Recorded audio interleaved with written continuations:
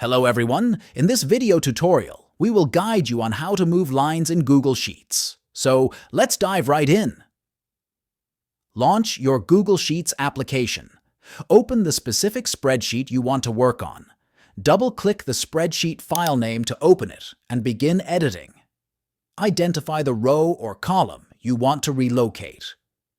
Rows are numbered along the left side of your sheet, while columns are lettered across the top. Select the row or column by clicking on its header. For rows, click the row number on the far left. For columns, click the column letter at the top. Hover your cursor over the border of the selected row or column. As you hover, your cursor will change to a hand icon, indicating that you can drag and move the row or column.